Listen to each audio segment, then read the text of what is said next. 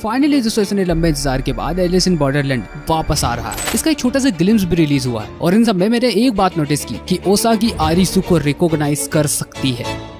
देखो भाई, इन सब में सबसे ज्यादा इंटरेस्टिंग बात यह है कि सीजन 2 के एंड में सभी कैरेक्टर ने बॉर्डरलैंड की मेमोरीज को खो दिया था। फिर भी ट्रेलर में ये बात क्लियर दिख रही है कि ओसागी आरिसु को पहचान गई है। ट्रेलर में कुछ सेकंड्स के ही फुटेजेस दिखाए गए हैं, पर इसमें से काफी क्लूज मिलते हैं जो कि ये गाइड करते हैं कि आखिरकार स्टोरी कहाँ जाने वाली है। वैसे दोस्तों, अगर आपने ध्यान से देखा होगा तो आपको एक चीज तो समझ में आ रही होगी कि आरिसु को सीजन 3 में थोड़ा ओल्डर दिखाया गया है, जो कि ये इम्प्लाई करता है कि स्टोरी में एक बहुत बड़ा टाइम जंप भी हमको देखने को मिलेगा। अब इन दोनों कैरेक्टर्स के बीच में कोई डायरेक्ट इंटरेक्शन तो नहीं बताया गया, लेकिन आजू बाजू के एनवायरनमेंट को देखकर ऐसा लगता है कि ये दोनों आमने सामने ही खड़े हैं। At the end of the season 2 जिन्होंने भी बॉर्डरलैंड में रहने के लिए मना कर दिया था, वो लोग रियल वर्ल्ड में वापस चले गए, लेकिन बॉर्डरलैंड में जो कुछ भी हुआ उन्हें कुछ भी याद नहीं है। एलिस इन बॉर्डरलैंड के जो गेम्स है वो बहुत दिनों तक चले, लेकिन असल जिंदगी में देखा जाए तो सिर्फ और सिर्फ ये 60 सेकंड ही थे। मतलब उस मीटरॉइड के गिरने के बाद ये सारे के सारे कैरेक्टर सिर्फ 60 सेकंड के लिए कॉमा में थे। अब ये समझना यार अभी भी मुश्किल है कि बॉर्डरलैंड आखिर क्या है और इन सारे कैरेक्टर्स ने ये एक्सपीरियंस क्यों देखा। इस टॉपिक पर आपसे फिर कभी बात करेंगे, लेकिन इन सब में सबसे ज्यादा इंटरेस्टिंग बात यह है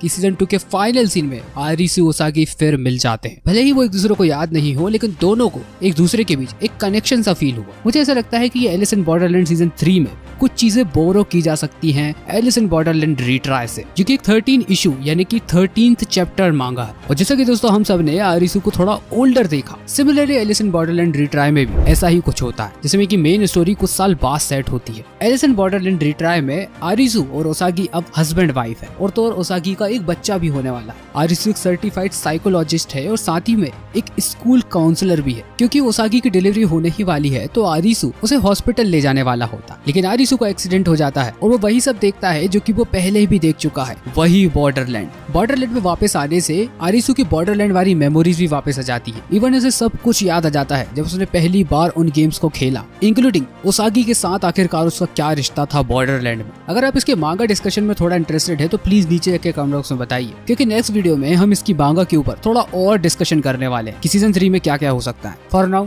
let's come back to the topic. Alice in Borderland season 3 और रीट्राई के बीच काफी सिमिलरिटीज अब जाके नजर आ रही है, जैसे कि आरिसु का एक ओल्डर वर्जन दिखना, साथ ही में उसको एक साइकोलॉजिस्ट दिखाना। अभी मैं बिल्कुल भी नहीं कह रहा हूँ कि मांगा की स्टोरी वैसी की वैसे अडॉप्ट की जाएगी, लेकिन बहुत हद तक ये चांस है कि सीजन 3 में आरिसु और ओसागी अपनी पुरानी मेमोरीज जरूर वापस पा लेंगे, बिल्कुल वैसे ही जैसे कि रीट्राई में भी होता है। साथ ही में दोस्तों अभी एक चीज और क्लियर नहीं है, आरिसु और ओसागी क्या सीजन 2 के एंड से ही साथ में है या फिर उन्हें एक दूसरे को दोबारा ढूंढना पड़ेगा। लेकिन शो में एक पॉइंट जरूर ऐसा आने वाला है कि इन दोनों को इनकी मेमोरीज दोबारा मिल जाएंगी। लेकिन अगर आरिसु और ओसागी की मेमोरीज वापस आ सकती हैं, तो क्या बाकी कैरेक्टर्स की भी आ सकती हैं? चलो उस पर भी थोड़ा बात करते हैं। एज्यूम करते हैं कि आरिसु और ओसागी को सीजन 3 में अपनी मेमोरीज वापस मिल जाएंगी, तो बाकी कैरेक्टर्स ने यार आखिरकार हमारा क्या बिगाड़ा है? उनको भी उनकी मेमोरीज मिलने का हक पूरा है। लेकिन दोस्तों यहाँ पर एक बात और है, अभी तक एलिस इन बॉर्डरलैंड सीजन 3 के कोई भी कैरेक्टर्स कंफर्म नहीं है सिवाय आरिसु और ओसागी के। इसलिए ये प्रेडिक्ट करना बहुत ही ज्यादा मुश्किल है कि बाकी सर्वाइवर्स वापस आएंगे या फिर नहीं। अब दोस्तों बात करें मांगा यानी कि एलिस इन बॉर्डरलैंड रीट्राई की, तो आरिसु और ओसागी के अलावा कोई भी कैरेक्टर हमको दिखाई नहीं देता जो कि सीजन 1 और सीजन 2 में अपेयर हुआ हो। लेकिन इसका मतलब ये भी नहीं है कि यार सीजन 3 में वो बिल्कुल भी नहीं होंगे।